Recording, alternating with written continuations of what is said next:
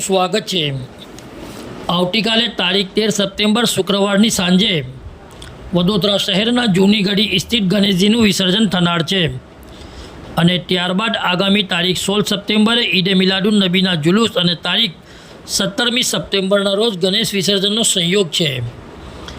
ત્યારે વડોદરા શહેરમાં કાયદો અને વ્યવસ્થા જળવાઈ રહે અને દરેક ધર્મના નાગરિકો પોતાના તહેવારો શાંતિ અને કોમી એકલાસભર્યા વાતાવરણમાં ઉજવે તે હેતુથી આજે વડોદરા શહેર પોલીસ કમિશનર શ્રી નરસિંહ કોમરની ઉપસ્થિતિમાં ફ્રૂટ પેટ્રોલિંગનું આયોજન કરવામાં આવ્યું હતું।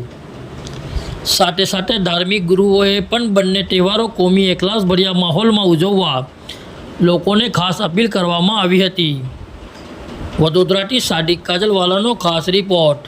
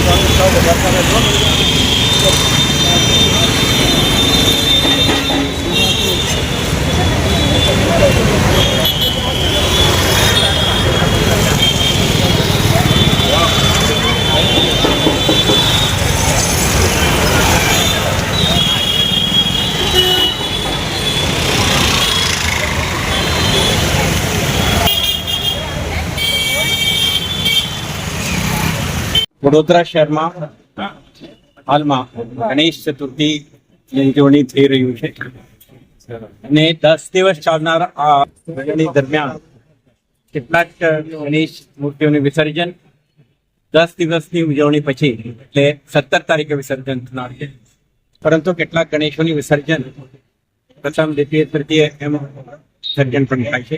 આવતીકાલે એક જૂની ગઢી ગણેશ જે ઐતિહાસિક મહત્વ ધરાવે છે આ ગણેશનું વિસર્જન। આ વિસર્જન માટે શહેર પોલીસના અધિકારીઓ, આખરથી 4 એસપી કક્ષાના અધિકારીઓ, 10 ડીવાયએસપી કક્ષાના, 35 ઇન્સ્પેક્ટર કક્ષાના અને 60 જેટલા સબ ઇન્સ્પેક્ટરો આવેલા છે। સાથે સાથે 600 થી વધારે police constable, head constable, ASI પણ જોડાયેલા છે। 4 કંપની એસઆરપીએફ આવેલી છે એટલે શહેર પોલીસ, બહારના અધિકારી કર્મચારીઓ સાથે સાથે એસઆરપીએફ ના કંપનીઓને તૈનાત કરીને સમગ્ર સુરક્ષા વ્યવસ્થા આપણે ગોઠવવામાં આવશે। આપણે આ વખતે 2-3 મહત્વનું આયોજન આપણે કરી છે, એ તો તમે જોઈ શકશો।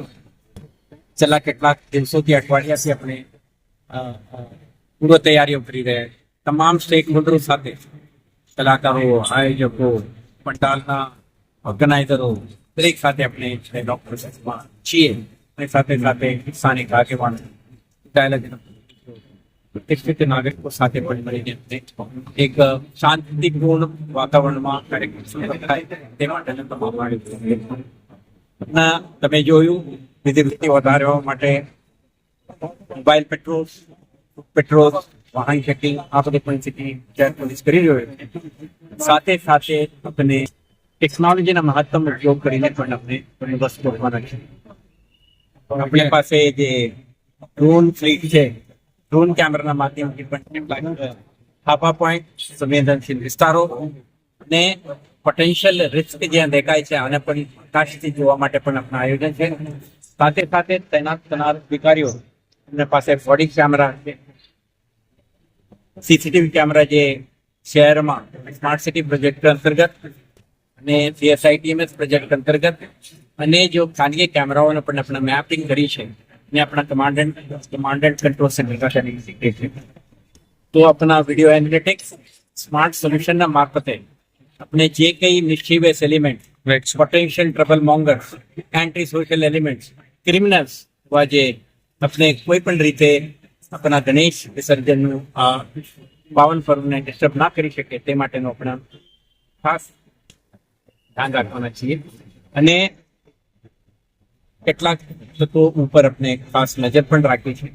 તો મને વિશ્વાસ છે કે આયોજકો, સ્થાનિક રહીશો, શાંતિપ્રિય લોકો અને તમામ જનતાની સાથ સહકારથી ચાલનારા આ કાર્યક્રમ શાંતિપૂર્ણ રીતે સંપન્ન થશે. વિસર્જનના સ્થળોએ પણ આપણે માધ્યમથી આપણે જાણકારી આપવા માંગીએ છીએ. ગયા વર્ષથી આ વર્ષે વધારીને કેપેસિટી આપણે ઉભા કરી છે. આર્ટિફિશિયલ પોન્ડ માંજલપુર ખાતે, સમાહરણી રોડ ખાતે આપણે જે ઓલરેડી હતા એના કેપેસિટી ડબલ ટ્રિપલ કરી નાખ્યું.